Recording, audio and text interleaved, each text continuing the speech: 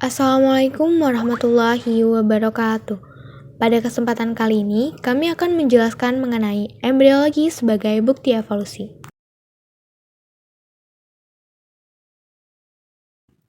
Evolusi adalah suatu perubahan yang terjadi dari waktu ke waktu, sedangkan embriologi berasal dari kata embrio dan logos yang memiliki arti masing-masing, yang jika disimpulkan memiliki arti ilmu yang mempelajari mengenai wujud awal makhluk hidup dari bentuk sel tunggal menjadi suatu organisme.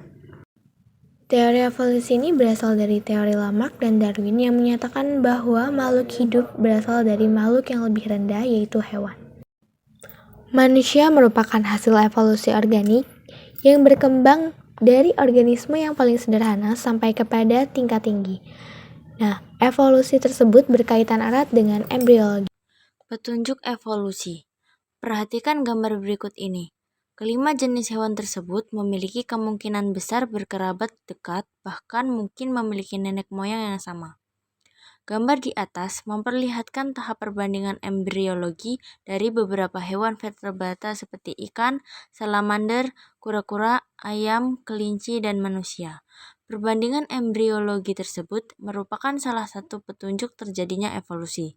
Pada gambar di atas, terlihat jelas bahwa individu-individu tersebut memiliki kesamaan perkembangan zigot sampai tahap awal embrio. Selanjutnya, masing-masing individu ini berkembang menjadi bentuk yang sangat berbeda pada tahap perkembangan embrio tingkat lanjut. Semakin banyak kesamaan pada tahap perkembangan embrio makhluk hidup, maka kemungkinan besar berkerabat dekat, bahkan mungkin memiliki nenek moyang yang sama. Dan sebaliknya, semakin sedikit kesamaan, maka kemungkinan besar berkerabat jauh. Tertera di dalam Al-Quran yang menyatakan bahwa manusia berasal dari tanah, yang mana tanah tersebut merupakan unsur penting untuk menyusun tubuh kita. Melalui proses kimiawi, tanah tersebut akan berubah menjadi darah, daging, dan air mani. Terdapat ayat Al-Quran yang menyatakan bahwa manusia tercipta dari nutfah. Nah, proses reproduksi manusia ini berlangsung melalui suatu rangkaian proses evolusi yang dimulai dengan bertemunya sel telur dan sel sperma. Sel sperma dan sel telur masing-masing membawa 23 kromosom, sehingga menghasilkan embrio yang memiliki 46 kromosom yang mengandung molekul-molekul sebagai informasi genetik. Zigot mengalami serangkaian pembelahan sel mitosis dan akan terus bergerak menuju rahim. Dalam 3 hari setelah proses pembelahan sel akan menghasilkan morula, yaitu suatu massa yang bersifat padat dan berbentuk bola. Kemudian, 2 hari berikutnya, sel akan bentuk blastula, yaitu suatu rongga yang berisi cairan. Dalam waktu 1 minggu setelah proses pembuahan, blastula akan menghasilkan enzim yang berfungsi untuk membantunya bersembunyi ke dalam endometrium atau lapisan rahim. Pada akhirnya, blastula akan mencapai pembuluh darah utama dan menempelkan diri rapat-rapat ke dinding rahim. Pada tahap ini, sudah dapat disebut sebagai embrio. Menurut Quran Surah Al-Mu'minun ayat 14, Allah berfirman, yang artinya, kemudian air mani itu kami jadikan segumpal darah. Lalu segumpal darah itu kami jadikan segumpal daging. Dan segumpal daging itu kami jadikan tulang belulang. Lalu tulang belulang itu kami bungkus dengan daging. Kemudian kami jadikan dia makhluk yang berbentuk lain. Maka Maha Suci Allah, pencipta yang paling baik.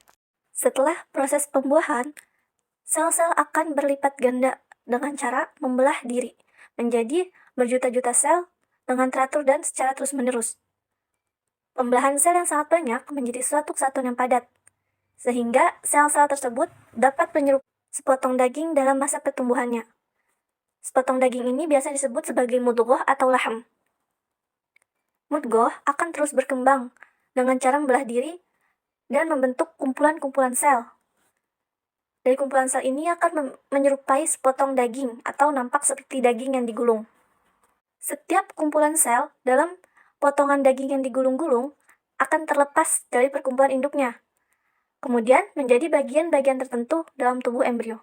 Proses evolusi dari setetes air mani sampai pada fetus berlangsung secara teratur dan aman dalam rahim seorang ibu.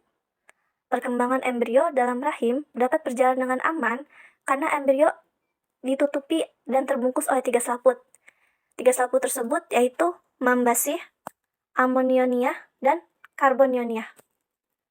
Selaput-selaput ini berfungsi agar janin atau embrio di dalam rahim tidak kemasukan air dan terhindar dari suhu atau temperatur dari luar yang kurang baik, sehingga embrio tetap terlindungi dan aman. Proses pembelahan sel-sel pada embrio akan membentuk suatu jaringan yang terdiri dari 3 lapisan, yaitu endoderm, exoderm, dan mesoderm. Pada lapisan mesoderm merupakan lapisan yang timbul dan menghubungkan antara endoderm dan exoderm. Pada proses perkembangan sel-sel, endoderm akan berkembang sehingga terbentuk kelenjar, perut, hati, dan empedu. Sedangkan pada lapisan exoderm akan berkembang dan membentuk kulit, syaraf, otak, mata, telinga, rambut, dan kuku. Dan terakhir, pada lapisan mesoderm akan berkembang dan membentuk otot besar, jantung, urat nadi, dan tulang.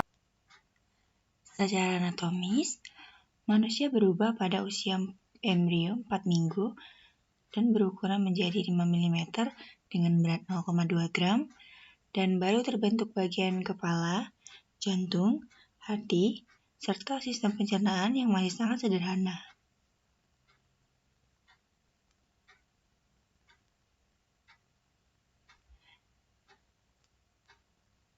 Kemudian, pada usia 8 minggu, embrio akan berubah ukuran menjadi 30 mm dengan berat 1,2 gram dan sudah terbentuk telinga, jari, mata, mulut, hidung, dan tumit, serta pembentukan sistem pencernaan, syaraf, dan sistem sirkular. Pada usia 12 minggu, embrio berukuran 75 sampai dengan 100 mm dengan berat 14 sampai 19 gram dan membentuk ginjal, hati, tangan, lengan, tungkai kaki, dan juga sistem pencernaan yang sudah mulai berkembang baik serta alat kelamin yang sudah mulai dapat dibedakan. Kemudian, pada usia 16 minggu, janin sudah mulai berubah bentuk menjadi ukuran 160 mm dengan berat 105 gram dengan detak jantung yang sudah dapat dirasakan. Jenis alat kelamin pun sudah terbentuk pasti. Alis, bulu mata, dan rambut juga sudah mulai muncul. Pada usia 38 minggu, terjadi perubahan ukuran menjadi 500 mm dengan berat 3.300 gram dan terjadi akumulasi lemak di bawah kulit. Menjelang minggu ke-22, janin mulai membuka mata dan gerakan janin mulai terasa pada usia 2 minggu terakhir dan terjadi kenaikan berat badan dengan cepat sehingga posisi kepala sudah mulai ke bawah serta persiapan lahir. Secara evolusi, perkembangan janin dalam rahim tidaklah berbeda jauh dengan evolusi Darwin. Namun, evolusi Darwin berdasar pada penemuan antropologis manusia, bukan alam semesta. Embrio manusia berkembang menjadi bentuk lain dan berubah menuju pada pembentukan sifat yang berbeda jauh pada makhluk lain. Sedangkan pada embrio hewan, tetap seperti binatang. Pada embrio manusia, terjadi peningkatan dan penyempurnaan embrio tidak hanya terletak pada segi fisik, namun juga bidang mental dan spiritual. Sekian penjelasan dari kelompok kami. Terima kasih. Wassalamualaikum warahmatullahi wabarakatuh.